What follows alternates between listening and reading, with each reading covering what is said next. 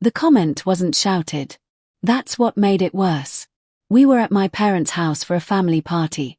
Birthdays bundled together, too many people, too much noise. The kind of gathering where everyone pretends things are fine. I had cooked. Not because anyone asked me to, but because I always did. I spent 2 days planning the menu. Bought ingredients with my own money. Cooked early that morning while everyone else slept. Cleaned as I went. Tasted, adjusted, plated carefully. Food was the one thing I was proud of. People were eating. Plates were mostly empty. A few cousins even went back for seconds. I was standing in the kitchen, rinsing dishes, when I heard my mom's voice from the dining room. Casual. Almost bored. Well, no one actually likes the food you cook. The room went quiet. Then my dad laughed and added, "Yeah, they're just being polite. You know how family is." Someone chuckled. Someone else changed the subject. No one looked at me. I froze at the sink, hands still in soapy water. My face burned, not from embarrassment alone, but from the familiarity of it. This wasn't new. This was a pattern. Anything I did well had to be shrunk. Anything I cared about had to be dismissed. I walked back into the room slowly, drying my hands on a towel. My mom noticed me and smiled like nothing happened. "Oh, don't be sensitive," she said. "We're just being honest." Honest. That word had been used against me my entire life. I sat down quietly, ate the rest of my food even though my appetite was gone.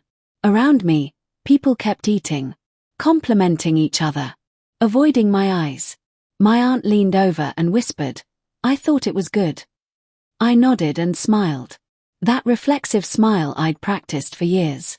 Later, when dessert came out, store-bought cake, too sweet, half frozen, my dad made a show of praising it.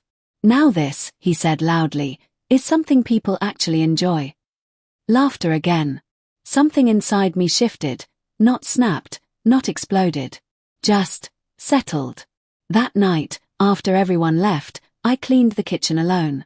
Packed leftovers into containers no one asked for. Scrubbed pans until my fingers hurt. My mom walked by and said, "Next time, don't bother cooking. It's not really your thing." I didn't argue. I didn't defend myself.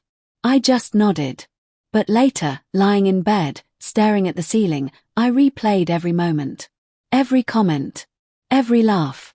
Every time I'd been told, directly or not, that I wasn't enough. And for the first time, instead of feeling ashamed, I felt clear. If no one liked the food I cooked, then I'd stop cooking for them. Not out of anger. Out of choice. I opened my phone and scrolled through messages I'd ignored for months. Local events, community boards, a small message from a cafe owner I'd met once who had asked, "You ever thought about cooking professionally?" I hadn't replied back then. That night, I did. And that was the moment everything quietly began. After that night, I stopped cooking for family events. No announcement. No drama. Just absence. The next gathering came a month later, another birthday, another excuse to gather. My mom texted me the day before. "What are you bringing?" I stared at the message longer than I should have. Then I typed back, "Nothing. I'll just come." 3 dots appeared. Disappeared. Appeared again. "Oh, okay," she replied. "We'll figure something out." When I arrived, the table was full of takeout boxes and mismatched dishes. Cold food. Greasy bags. No effort. No pride. And suddenly, everyone noticed. My cousin whispered, "Didn't you used to make that amazing chicken dish?" Someone else said, "Yeah, where's your food?" I shrugged. I was told no one liked it. Silence. My mom shot me a look, sharp, warning. Later, in the kitchen, she hissed, "Why would you say that?" I met her eyes. Calm. "Because you said it first." She scoffed. "You're being dramatic." Maybe. But I didn't cook. Weeks passed. Then months. I cooked at home. Just not for them. I started taking small orders. Friends, co-workers, friends of friends. Nothing fancy. Just honest food. People paid. People thanked me. People asked for more. That cafe owner. He invited me in again. Asked me to do a weekend pop-up. I said yes before I could talk myself out of it. The first night, I was terrified. The kitchen was loud. Fast. Unforgiving. But when the orders started coming back empty, clean plates, wiped down, I felt something unfamiliar. Validation. Not forced. Not polite. Earned. The cafe sold out. They asked me back. At the next family dinner, I still didn't cook. But this time, people talked. I heard you're cooking somewhere now, my uncle said. My dad looked up. Cooking. Like, for money. I nodded. Yeah. People like it. My mom laughed too quickly. Well, let's not get carried away. But I noticed something. They stopped joking about my food. They started asking questions instead.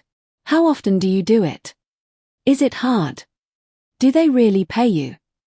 I answered politely, briefly. I didn't offer details. And that bothered them more than silence ever could. One night, my mom called me after I got home from the cafe. You never cook for us anymore, she said, like an accusation. I kept my voice even. You told me not to bother. That was just a comment. No, I said softly. That was a boundary. She didn't know how to respond to that. Neither did I, really. I was still learning what it felt like to stand on my own side. What I did know was this. Every meal I cooked now had meaning. Every plate was chosen. And the people who once laughed, they were starting to realize they no longer had access. The call came on a Friday afternoon. Everyone keeps asking. I smiled, even though she couldn't see it. I don't cook for people who don't like my food, I said. Silence. Then, softer, they didn't mean it like that. I did, I replied. And I listened. The party happened without me in the kitchen. Catering this time. Expensive. Impersonal. No warmth. No stories in the food. Guests noticed. This doesn't taste like home, someone said. My dad avoided my eyes. My sister poked at her plate. Later, as people were leaving, my mom pulled me aside. We were wrong, she said. No apology. Just truth slipping out. I nodded. I know. That was enough. I still cook. Just not for them. Now, when people ask about my food, I tell them where to find it. The cafe. My name on the menu. Reservations required. And when my family talks about me, they don't laugh anymore. They lower their voices. Because they finally understand something they never did before. Not everyone gets a seat at the table. Especially the ones who mocked the cook.